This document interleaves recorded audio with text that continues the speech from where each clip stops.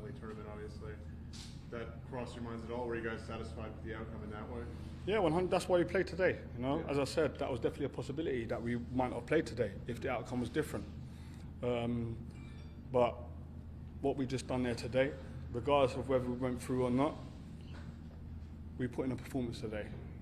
Not just for ourselves, not just for our families who are watching back home, but for the West Ham fans, the US West Ham fans, the American West Ham fans that have travelled, and some of the British fans that are here as well who have travelled.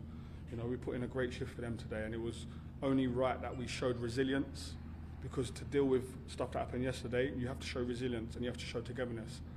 You know, and that's what we've done. We've dealt with it off the pitch and we've dealt with it on the pitch. And there's no bigger statement than that. Can I just ask you a quick one about the format itself? I mean, the rules, the 7-a-side, target scored, that sort of stuff. What'd you make of it? It's all very different. You know? Are you excited about it? I like it. There you go then. So I the was players. always going to like it. It's the Exactly, kind of stuff I like, exactly. The big question is Declan to Arsenal? That's the real question we want to know. That's not a question for me to answer. You know, but of course, I'd love Declan to stay forever. Whether that'll happen or not, only he and the club knows. Did the fans here today make it clear that I'm Forever Blowing Bubbles is originally an American song? Listen, West Ham, near and far, when you sing I'm Forever Blowing Bubbles, with that meaning, the British fans, they welcome you in.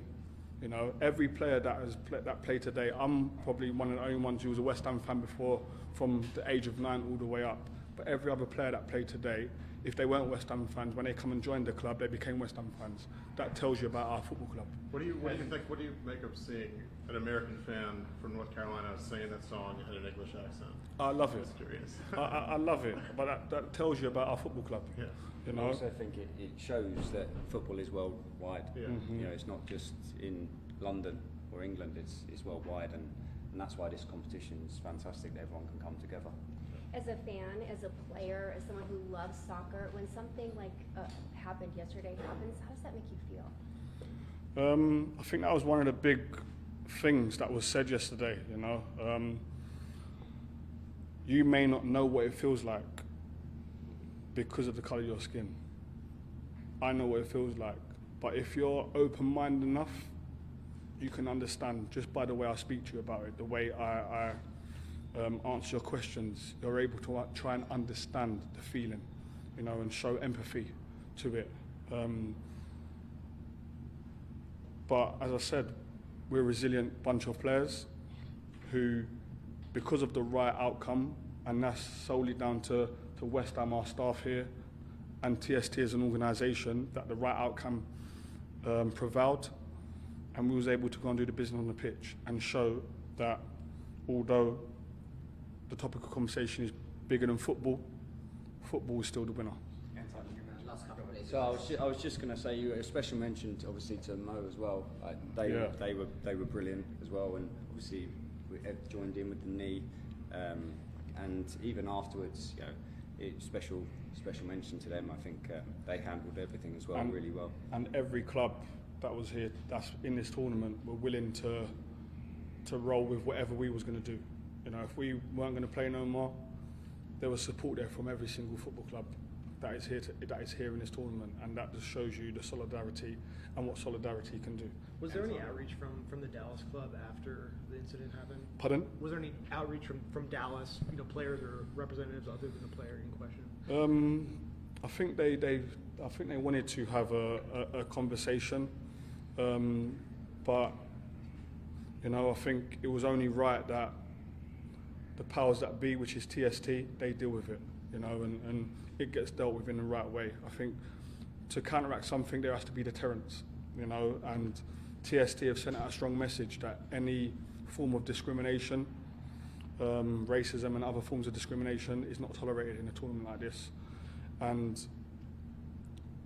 because of the repercussions of what's happened to Dallas, I hope people next year understand and realise the repercussions of saying such things, and I hope it is home. Last question just here. Anton, you mentioned that TST or other leagues can take notice of what the sort of decision that TST made. We saw how La Liga mishandled the Vinicius Jr. incident, you know, many incidents actually. all at the highest level closer to bridging that gap, or are we further behind in terms of finding solutions to racism? I think just the fact that you've mentioned what happened with Vinicius Jr. tells you that we're so far away from it. But we won't stop fighting. We won't stop fighting. But the most important thing, I think, the message is, it's just not ethnic minority people's fight. It's everybody's fight. You need to speak about it the same way I speak about it, the same way my teammates speak about it. That's one thing that we had yesterday. It wasn't just black players that were talking about it. It was players who were white, like Java, Elliot Ward, Jimmy Walker, coming forward and speaking before me, before Colton Cole. You know, that's very, very important, you know, because when somebody of white heritage hears somebody of my heritage speak of it, it's almost like it's a broken record, we've heard it before. But when you hear it from somebody who looks like you, it makes you take note. So I think everybody needs to come together and fight as a collective. And if we do that, football can be it's hard, but football could be the catalyst for change in society. But society's got to want to change with it. Okay, guys, thank you, mate. Cheers, thank you. Thanks very much. I'll bring John, our CEO, down in a few minutes. Thank you. No, I'm gonna. Oh, thank you. Try to get as many. I'm sorry, I'm not a sports reporter. Can you tell me your name, first, last, and spelling? Matt Jarvis. Jarvis? Jarvis. Okay, thank you so much, Matt. No problem. Thank you very much, guys. Thank you.